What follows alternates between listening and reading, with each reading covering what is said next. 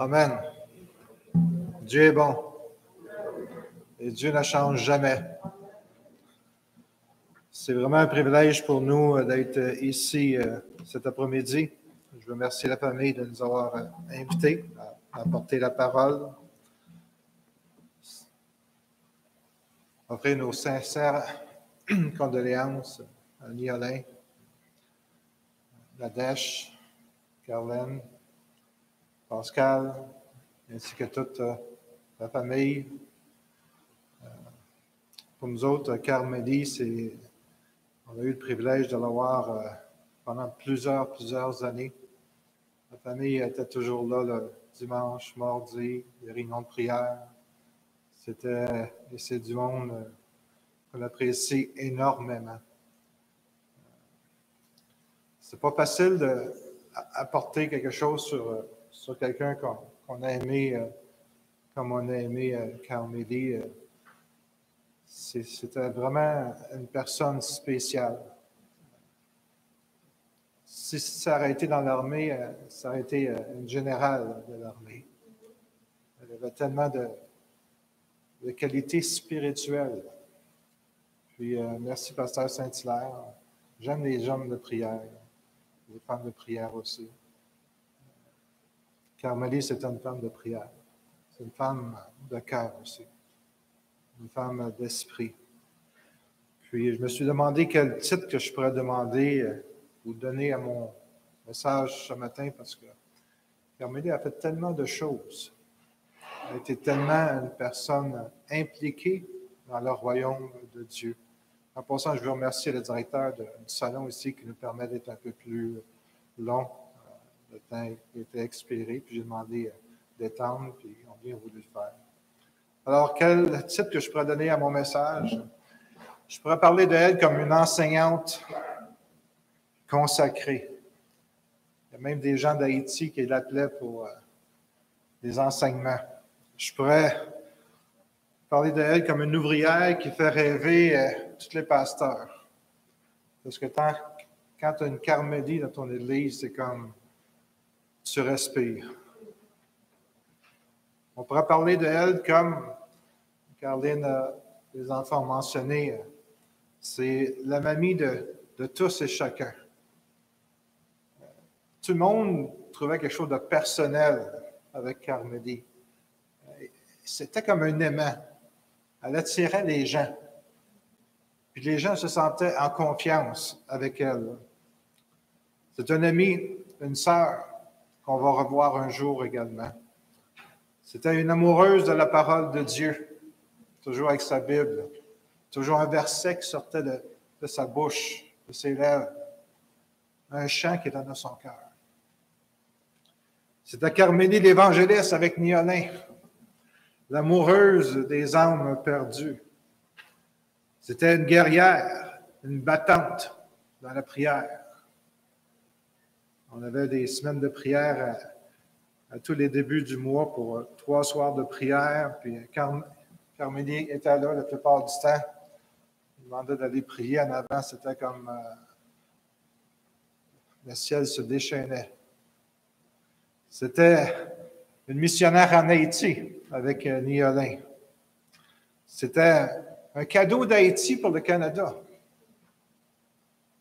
Elle était un parfum de bonne odeur. Pourquoi? Parce qu'elle possédait le parfum de Christ.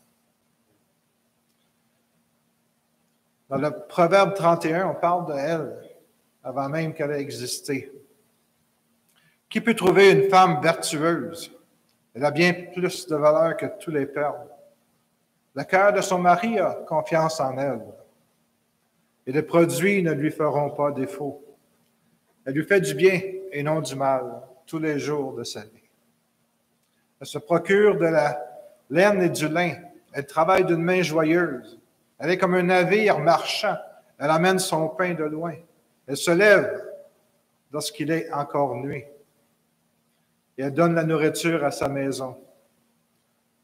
Et la tâche à ses servantes. On pourrait dire à ses filles, mais c'est servantes. Elle pense à un champ, elle l'acquiert. Du fruit de son travail, elle plante une vigne. Elle ceint de force de ses reins et elle affermit ses bras. Elle sent que ce qu'elle gagne est bon. Sa lampe ne s'éteint point pendant la nuit. Elle met la main à la quenouille et ses doigts tiennent le fuseau. Elle tend la main au malheureux. Elle tend la main à l'indigent. Elle ne craint pas la neige pour sa maison, car toute sa maison est vêtue de cramoisi. Elle se fait des couvertures. Elle a des vêtements de lin fin et de pourpre. Son mari est considéré aux portes. Lorsqu'il siège avec les anciens du pays, elle fait des chemises et des vents. Elle livre des ceintures aux marchands. Elle est revêtue de force et de gloire. Elle se rit de l'avenir. Elle ouvre la bouche avec sagesse. Et des instructions aimables sont sur sa langue. Pour ceux qui la connaissent, c'est exactement elle. Elle veille sur ce qui se passe dans sa maison. Elle ne mange pas le pain de la paresse. Ses fils se lèvent et la disent heureuse. Son mari se lève et lui donne des louanges. Plusieurs filles ont une conduite vertueuse, mais toi, tu les surpasses toutes. La grâce est trompeuse et la bonté est vaine. La femme qui craint l'Éternel, c'est elle qui sera louée. Récompensez-la du fruit de son travail et qu'aux portes ses œuvres la louent. La journée que Carmélie est décédée, et je ne crois pas que c'est un pur hasard, je lisais un livre intitulé « Imaginez le ciel » en anglais, « Imagine Heaven ». C'est un livre qui parle des gens qui meurent, qui reviennent à la vie après avoir eu des expériences spirituelles. Comme l'apôtre Paul dans 2 Corinthiens 12, 2 et 3, qui nous dit « Je connais un homme en Christ qui fut, il y a 14 ans, ravi jusqu'au 3e ciel. Si ce fut dans son corps, je ne sais. Si ce fut dans son corps, je ne sais. Et Dieu le sait. Et je sais que cet homme, si ce fut dans son corps ou dans son corps, je ne sais. Dieu le sait. Fut enlevé dans le paradis et qu'il entendit des paroles ineffables qui n'est pas permis à un homme d'exprimer. » Et la Bible parle beaucoup de nombreux récits de personnes qui sont mortes et qui sont revenues à la vie. Puis on ne devrait pas être surpris que la science médicale moderne offre encore des expériences telles quelles. L'auteur d'un livre, Imagine Heaven, Imaginez le ciel, John Burke, qui était un ingénieur et qui est devenu pasteur, raconte qu'au cours de 35 années, il a entendu plus de 1000 histoires de morts imminentes. Et en fait, il y a des millions de personnes qui ont vécu ou qui ont expérimenté des morts imminentes. Et j'ai commencé à voir, il a partagé qu'il a commencé à avoir des points communs étonnants à travers des histoires, des descriptions détaillées, intrigantes par les médecins, des professeurs, des pilotes de ligne commerciales, des enfants, des gens du monde entier. Chacun a donné un angle légèrement différent à ce qui a commencé à ressembler à une image très similaire.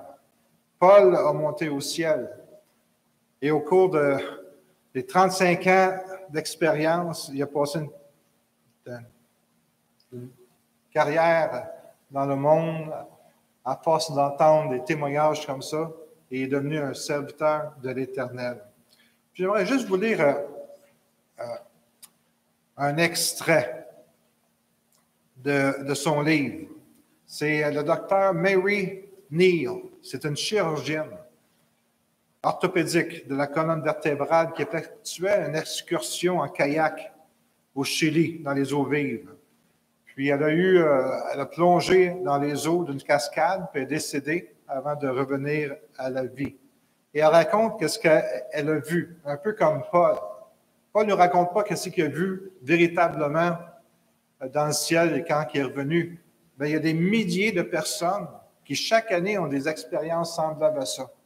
Et il y a des personnes, lorsqu'ils meurent, on peut voir qu'il y a quelque chose de spirituel qui se passe dans leur vie.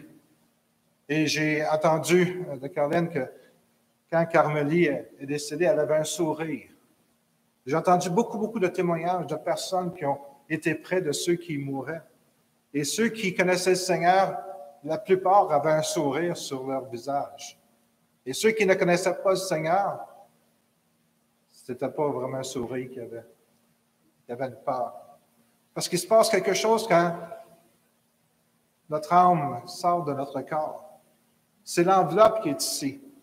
Carmélie n'est pas avec nous présentement, même si elle est avec nous en pensée. Elle est avec le Seigneur aujourd'hui. Puis chacun d'entre nous, un jour, on va le rencontrer, le Seigneur. Pour ceux qui ont donné leur vie à Jésus-Christ. Pour ceux qui ont fait cette expérience comme j'ai faite au mois de décembre 1976, quand ma femme, mon épouse, qui est ici avec moi, a prié pendant 2 ans pour que je me convertisse parce qu'elle était déjà convertie, et que j'écoutais la télévision, une émission chrétienne, puis le pasteur, prédicateur, a dit, ceux qui veulent accepter Jésus, appelez à tel numéro. Juste signaler un numéro. Et j'ai dit, I want to give my heart to Jesus. Je veux donner mon cœur à Jésus. C'était au mois de décembre 1976. Et à cet instant précis, il y a quelque chose qui s'est passé en moi. Je ne peux pas vous le décrire parce que c'est spirituel. Mais je sais que j'ai totalement changé ma manière de penser, ma manière de vivre, ma manière de voir des choses, parce que j'avais reçu Christ à l'intérieur. Et je suis né de nouveau, born again. Ma vie a été totalement transformée. Je travaillais pour la raffinerie Shell pendant plusieurs années. Le Seigneur m'a appelé dans le ministère. J'ai abandonné un salaire, dans ce temps-là, c'était peut-être 50 60 000 $ par année, peut-être 30 40 ans, pour venir à un petit salaire de 12 000 $ par année. Mais j'avais tellement cette conviction-là que j'avais reçu Christ à l'intérieur de moi, que ma vie était totalement transformée. Puis je n'ai jamais regretté cette décision-là.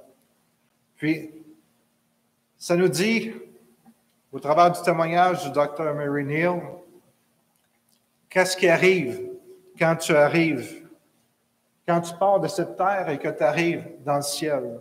Elle partage. J'ai été immédiatement, puis c'est ça qui est arrivé également à Carmélie. Puis j'aimerais que vous puissiez comprendre que quand tu as Christ dans ta vie, c'est possiblement ces choses-là qui vont arriver.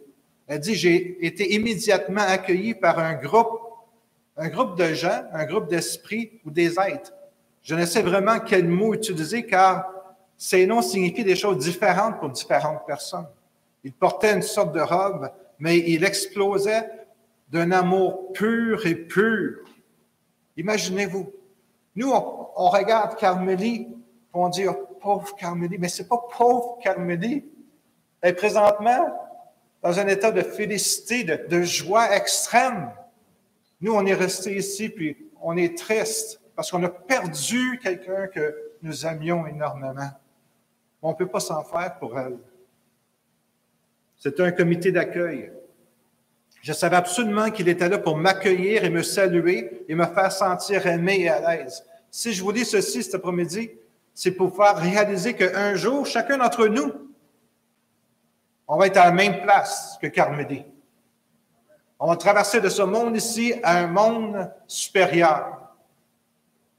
Il avait des corps physiques, il avait des têtes, des bras, des jambes. Je savais sans aucun doute que je les connaissais et je les aimais depuis que j'existais.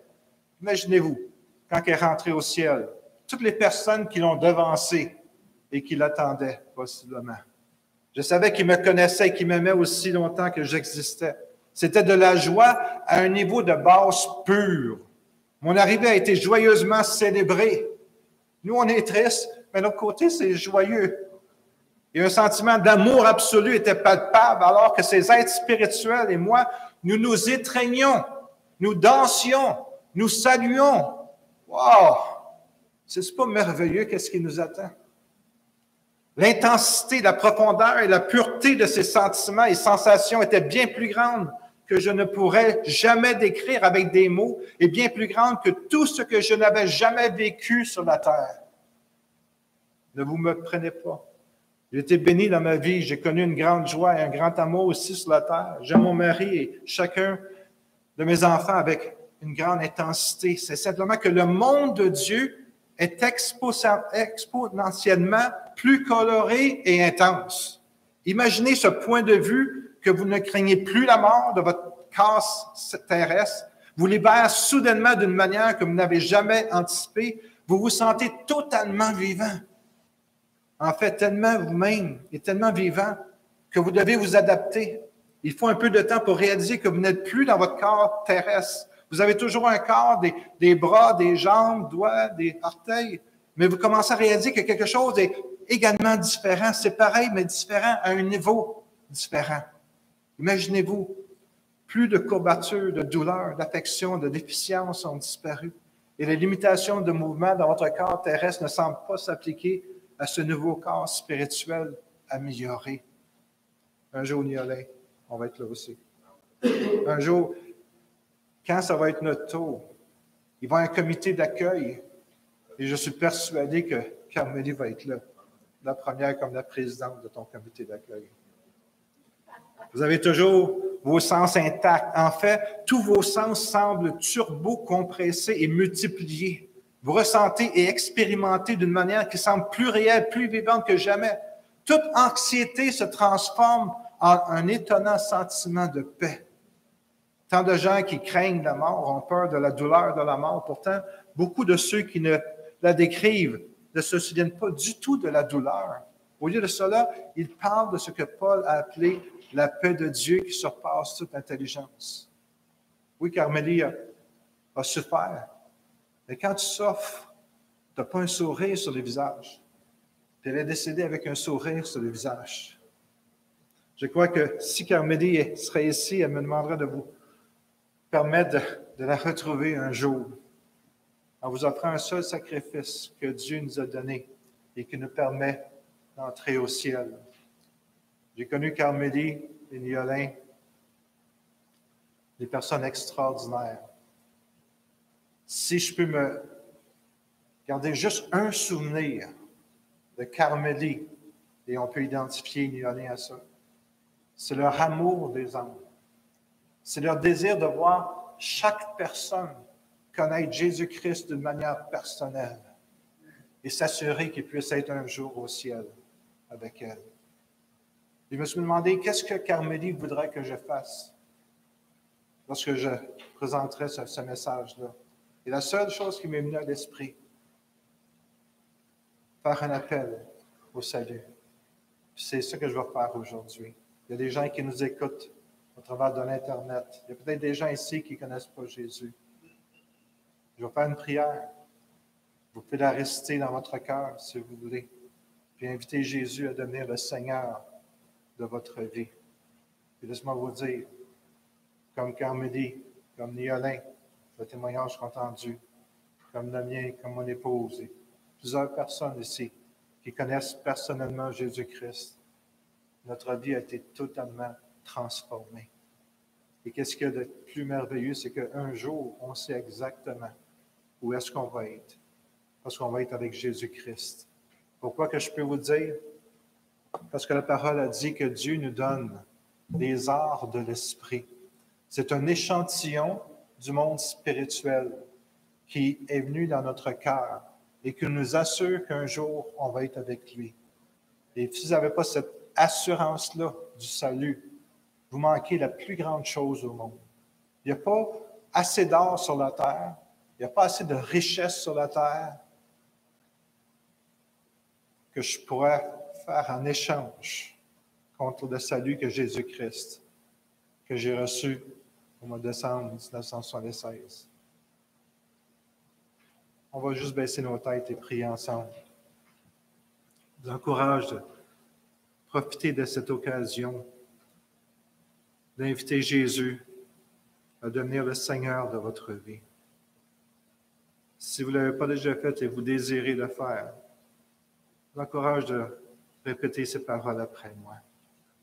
Père céleste, je te demande pardon pour tous mes péchés.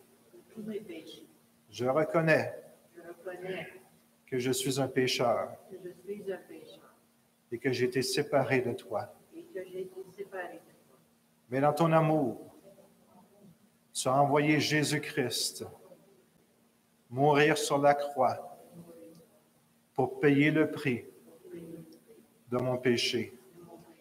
J'accepte ce sacrifice de Jésus-Christ qui est mort sur la croix pour mes péchés.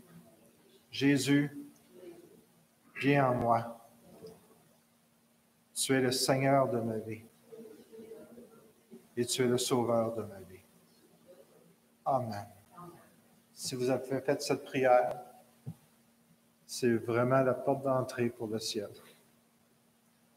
Alors, on va juste terminer en prière, puis après ça, on va inviter le directeur à nous donner des informations pour aller au cimetière. Alors, Père Céleste, je te remercie. Je te remercie, Seigneur, pour la vie de Carmélie. Tous les témoignages de sa vie, les exemples, Seigneur, qu'elle nous a apportés, ses conseils, Seigneur Dieu. Merci, Seigneur, pour sa vie, qui est une semence dans le cœur de beaucoup de personnes ici présentes. Des semences qui ont trouvé une terre bénéfique, qui ont porté du fruit 10 fois, 50 fois, 100 fois. Et à notre tour, on va être capable, Seigneur, de partager ces fruits, Seigneur, à ceux qui nous entourent, à ceux que nous connaissons, à nos amis, à notre parenté. Merci, Seigneur, pour ce temps que tu nous as donné, que tu nous l'as prêté, Seigneur. Ces quelques années qui ont passé tellement rapidement. Seigneur, tu es le roi des rois, le Seigneur des seigneurs. Il n'y a personne comme toi. Tu es tellement bon, Seigneur Dieu. Et je te remercie, Seigneur, pour chaque personne ici, chaque personne qui nous entend, Seigneur. Je te prie pour leur âme, que tu puisses les toucher aujourd'hui, Seigneur, et qu'ils puissent être un jour avec nous tous, qui allons rejoindre notre sœur Carmélie. Sois béni, Seigneur, au nom de Jésus-Christ. Et tout le peuple de Dieu dit, Amen. Amen. Soyez bénis.